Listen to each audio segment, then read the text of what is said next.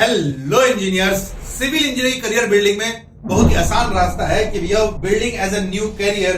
तो स्टार्टिंग करता है जूनियर इंजीनियर से, फिर सीनियर इंजीनियर, फिर quality surveyor, quality engineer, QA QC engineer, फिर billing and planning engineer and then project manager और उससे ऊपर level GM, VM, vice president, CEO, entrepreneur सब बन सकता है।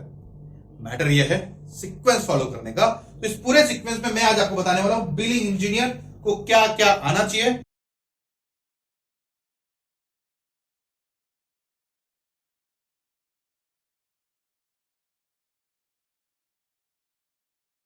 सिविल गुरुजी अपने इस दिवाली ऑफर पे सुपर सेविंग डे 24 से 31 अक्टूबर अब बचे हैं मात्र एक दिन, आज का और कल का ही दिन है आप लोगों के पास। उसके लिए जो ऑफर है वह 17,000 रुपए का कंस्ट्रक्शन ऑपरेटिंग प्रोसेस बिल्डिंग का कोर्स आपको 14,847 रुपए में लाइफ टाइम एक्सेस के लिए मिल रहा है, और वो भी दिन में सिर्फ 470 कॉलर को ही। मात्र डिले मत करो, कॉल नहीं लग रहा है, डायरेक्ट जाके एक्सेस कर लो। एप्लीकेशन का लिंक है, जाओ डाउनलोड करो और वहीं से ही आपको कंस्ट्रक्शन ऑपरेटिंग प्रोसेस बिल्डिंग का कोर्स मिल जाएगा। आप लगाओगे गुरुजी का कोड तो 17,847 का कोर्स 14,847 रुपए में हो जाएगा मात्र 31 तारीख तक। आज और कल का ही दिन शेष है। तो कंस्ट्रक्शन ऑपरेटिंग प्रोसेस में बिलिंग के सारे जो एडवांस बिलिंग के स्किल्स हैं वो भी इंक्लूडेड है। तो आपने एस्टिमेशन, बीबीएस, क्यूए, सारे माइक्रोसॉफ्ट प्रोजेक्ट, एमएसपी प्राइमरी की बात तो समझ ली थी। अब बात करते हैं बिलिंग भी उसी कोर्स का एक पार्ट है, जिसका इंडिविजुअल वर्थ रुपीज है 5,000 रुपए। देखते हैं कौन कौन सी ट्रेनिंग प्रोवाइड करते हैं बिलिंग पे। तो सबसे पहला है गवर्नमेंट का bill, billing work as per CPWD, central public work department. मतलब कि एक्सकवेशन में पूरे जोन, अब आपने सुना होगा कि सॉइल्स में भी अलग अलग टाइप होते हैं। एक सॉफ्ट सॉइल होता है, एक ऑर्डिनरी हार्ड रॉक होता है, एक हार्ड रॉक होता है। तो किस तरीके से आइडेंटिफाई करें कौन सा सॉइल हार्ड है, कौन सा सॉइल सॉफ्ट है, कौन सा ऑर्डिनरी रॉक है, उसका मेजरमेंट कैसे करते हैं, बिल कैसे बनाते हैं। क्योंकि एस्टिमेशन करते वक्त वो जो एस्टिमेटर है वो तो हमेशा सॉफ्ट सॉइल लेके ही बिल बनाएगा, क्योंकि उसने खोद के नहीं देखा है जमीन के नीचे 5 फीट, 6 फीट, 10 फीट जो आपको गड्ढा करना है कि अंदर क्या मिलने वाला है।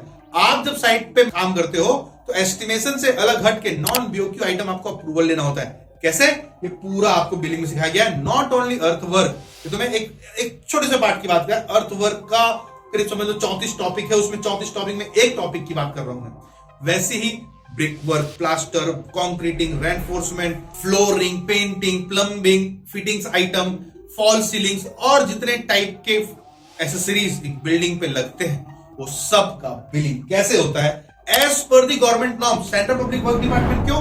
क्योंकि आप इंडिया के किसी भी स्टेट में किसी भी डिवीजन में काम कर सकते हो। जरूरी थोड़ी कि आप छत्तीसगढ़ के पब्लिक वर्क डिपार्टमेंट में काम करोगे, नहीं। हो सकता है आप हाउसिंग बोर्ड में काम कर सको, आप इरिगेशन में काम कर सको, क्योंकि आपका कंपनी को किसी भी कंपनी का किसी भी जोन का कॉन्ट्रैक्ट ले सकता है वो। तो आप किसी भी अपॉर्चुनिटी को टारगेट कर सकते हो। इसलिए सेंट्रल पब्लिक वर्क डिपार्टमेंट का नॉर्म्स हम आपको सिखाते हैं। सेकंड है contract item wise billing. Contract item wise billing क्या? आपके पास वेंडर होंगे, कॉन्ट्रैक्टर्स होंगे, मटेरियल सप्लायर होंगे, पीटी कॉन्ट्रैक्टर होंगे। उन लोगों का बिल कैसे बनाना है? उन्होंने एक रेट पे तय किया है आपसे डील कि मान लेते हैं फॉर एग्जांपल फॉल सीलिंग का आइटम है। फॉल सीलिंग में उसने एक रेट तय कर लिया कि भैया हॉरिजॉन्टल सरफेस को क्या रेट में मेजर करेगा, वर्टिकल सरफेस को क्या रेट में मेजर करेगा, जो नक्काशियां हैं उसको पीस वाइज मेजर करेगा क्या। उसने एक रेट तय हो गया, उससे एक डील हो गया, वो काम किया, उसका बिल बनाना है। तो लेबर कॉन्ट्रैक्टर का कैसे बिल बनाओगे जो सिर्फ लेबर लेके आया है, या फिर जो मटेरियल सप्लायर है वो लगातार सप्लाई कर रहा है, उसका वीक बाय वीक बिल बनाना है, उसको कैसे मैनेज करोगे। ऐसे मैनेज करो कि 5 साल बाद भी यदि आपको कोई पूछे कि आज तक इस कॉन्ट्रैक्टर का कितना बिल है, तो पूरा 5 साल का बिल ना खोजना पड़े, एक बिल देखें और पूरी कहानी समझ में आ जाए। उस तरीके का आपको बिलिंग सिखाया गया है कॉन्ट्रैक्ट आइटम वाइज बिल में। नेक्स्ट है slab rate bill. Slab rate bill जो सिविल इंजीनियर जानता होगा कि जब हम बिल्डर के पास काम करते हैं तो बिल्डर ना एक साथ काम उठा के दे देता है। भैया हम आइटम वाइज में बात नहीं करेंगे, हम एक एक आइटम को नहीं मेजर करेंगे, हम मोटा मोटा बात करेंगे। पूरा बिल्डिंग बना दे, कितने रुपए छत नापी लेगा बता, कितने रुपए छत के एरिया से रेट से काम करेगा। तो जो 1200, 1500, 1800, 2000, 2200, 2500, 3000 रुपए पर स्क्वायर फीट का रेट चल रहा है ना मार्केट में, उसका बिल कैसे बनाते हैं, कैसे डिसाइड करते हैं कितने रुपए में प्रोजेक्ट बन रहा है, वो उसका बिल कैसे मिलेगा। भैया आइटम वाइज तो पता था, काम कर लो, मेजरमेंट करो, मिलेगा। लेकिन अब ये पूरा का पूरा बिल्डिंग एक साथ बनाना है, उसका मेजरमेंट कैसे होता है, उसका बिल कैसे बनता है, कैसे तय करते हैं कितने समय में कितना पैसा देना है, कैसे परसेंटेज तय करते हैं कि प्लिंथ तक कितना पैसा देना चाहिए। ये पूरी कहानी आपको स्लैब रेट बिल पे मिलेगा। नेक्स्ट है रिकॉन्सिलेशन। देखो गवर्नमेंट प्रोजेक्ट में कई बार क्लाइंट ना मटेरियल सप्लाई करता है, सीमेंट, स्टील, रोड का काम है, बिटुमिन ज्यादा रखना तो बिटुमिन सप्लाई कर देता है। उस कंडीशन में क्लाइंट कहता है मैं तो मटेरियल सप्लाई कर रहा हूं तेरे को, तू बता वेस्टेज कितना करेगा। तो बोल रहा है सर वेस्टेज तो थोड़ा बहुत हो जाएगा 5% 10%, लेकिन देख लेंगे अपन लास्ट में काम होने के बाद, हमको क्या पता कितना परसेंट वेस्टेज होगा। तो क्लाइंट बोलता है पागल है क्या 5% 10%, मैं तेरे को लिमिट देता हूं, limit central public work department के एक रूल के तहत एक लिमिट है, इसी लिमिट के तहत ही वेस्टेज करेगा। तूने उससे ज्यादा वेस्टेज किया तो मैं फाइन लगा दूंगा तेरे ऊपर। गजब, मस्त है। कितना फाइन लगेगा, कैसे लगेगा, उसका एक प्रोसेस होता है। सबसे पहले हम आइडेंटिफाई करते हैं कितना मटेरियल थियोरेटिकली कंज्यूम हुआ पूरे बिल में। हमने पूरा बिल बना दिया, क्लाइंट का बिल बना दिया, गवर्नमेंट बिल। अब इसमें काम हुआ है तो उसमें क्वांटिटी निकला है, हमारा हर एक क्वांटिटी निकला हुआ है। उस क्वांटिटी का थियोरेटिकली मटेरियल कंजप्शन कितना होना चाहिए as per their government material used condition, क्योंकि हर एक गवर्नमेंट सीमेंट का कंडीशन हो सकता है सीमेंट कंजप्शन थोड़ा बहुत आगे पीछे कर दे, जोन वाइज, क्योंकि जोन अलग है, सीमेंट की कंडीशन अलग है, नेचर अलग है, तो सीमेंट का कंजप्शन उसके जोन पे हो सकता है, अलग होता नहीं है। लेकिन क्या पता पूरा इंडिया है तो बहुत जगह कुछ ना कुछ आगे पीछे होगा। यदि अलग कर दे तो उस समय कैसे हमको मटेरियल कंजप्शन निकालना है, उसका फिर मटेरियल कंजप्शन रिपोर्ट के बाद जो साइट पे कितना बचा हुआ है, मान लेते हैं बॉस क्लाइंट ने 1000 सीमेंट बैग दिए और थ्योरी के हिसाब से 800 बैग कंज्यूम होने चाहिए थे, मतलब साइट पे 200 बैग बचे होने चाहिए, लेकिन साइट में 150 बैग ही बचा है। 50 बैग कहां गया? घबराओ मत, चोरी नहीं हुआ, गायब नहीं हुआ भाई, उसमें से कुछ बैग अभी काम हो रहे होंगे ना।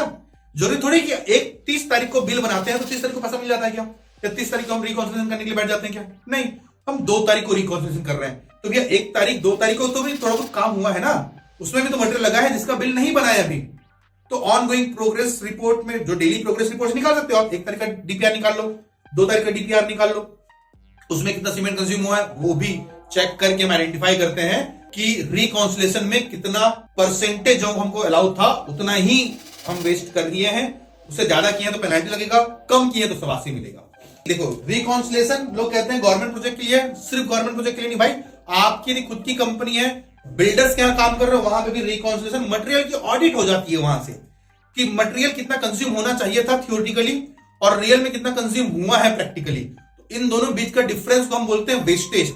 इसको जितना कम करेंगे उतना ज्यादा प्रॉफिट होगा हमारी कंपनी का। तो इस मटेरियल के वेस्टेज को जब जिस चीज को मॉनिटर नहीं करोगे उस चीज को आप ग्रोथ कैसे दे सकते हो। नेक्स्ट है प्राइस एस्केलेशन। हर महीने पूरे इंडिया में रेट बढ़ते और कम होते रहते हैं। इसके लिए ऑफिस ऑफ इकोनॉमिक एडवाइजर एक इंस्टीट्यूशन है जो हर महीने के मटेरियल्स का रेट का कॉफिशिएंट फाइनल करता है। मटेरियल का रेट का कॉफिशिएंट का मतलब उसने 2011-12 में हर मटेरियल के रेट को एक कॉफिशिएंट नंबर दे दिया 100 उस समय के हिसाब से। और अब उस 11-12 के हिसाब से हम चेक करते हैं आज का मटेरियल का जो कॉफिशिएंट है वो 100 से बढ़ा है या कम है। तो मान लेते हैं कि हमने 2023 जनवरी में एक प्रोजेक्ट लिया था, 2 साल का प्रोजेक्ट है। अब जब हम दिसंबर में होंगे, 2024 नवंबर दिसंबर में होंगे, 2 साल का प्रोजेक्ट है, तो जो मटेरियल रेट था 2023 में, तो 2024 में उसका मटेरियल का रेट तो बढ़ चुका होगा। जो हमारे इंडस्ट्री का तरीका है, रेट थोड़ा थोड़ा बढ़ते रहता है, तो 2 साल में उसका रेट थोड़ा बढ़ चुका होगा। अभी थोड़ा बढ़ चुका होगा तो ये जो बढ़ा हुआ पेमेंट है ये कौन करेगा? कॉन्ट्रैक्टर करेगा जिसने विथ मटेरियल काम लिया हुआ है, या क्लाइंट करेगा? नीचे कमेंट बॉक्स में जरूर बताना। तो ये क्लाइंट के बिहाफ पे, मतलब क्लाइंट करेगा रेट बढ़ा है तो। क्यों? भैया क्लाइंट का घर बन रहा है ना, क्लाइंट के घर में पैसा लग रहा है, कॉन्ट्रैक्टर अपनी जेब से थोड़ी देगा।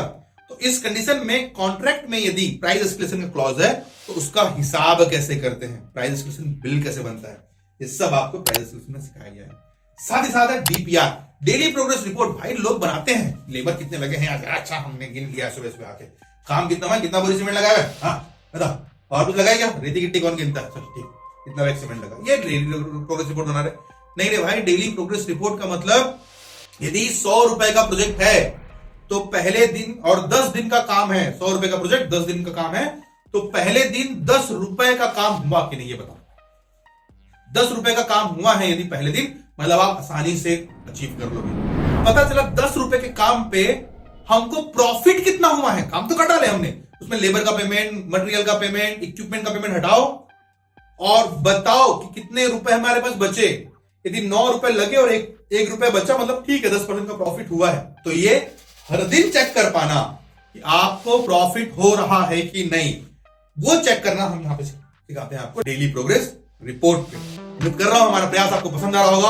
और इस दिवाली ऑफर पे, ये 31 अक्टूबर लास्ट डेट है, आप लोग के लिए दिवाली ऑफर को एक्सेप्ट करने के लिए नहीं तो 1 तारीख से तो नॉर्मल फीस में फिर से रिटर्न आ जाना है। तो तरीका एक ही है, सीखते चलो, समझते चलो, सिविल इंजीनियरिंग कम्युनिटी को बिल्ड करते चलो, हर एक सिविल इंजीनियर्स को नॉलेजेबल बनाना है, जिससे कि ये इंडस्ट्री आप लोगों के नाम जानी चाहिए। Thank you so much. अगले वीडियो में हर बार की तरह मिलते रहेंगे।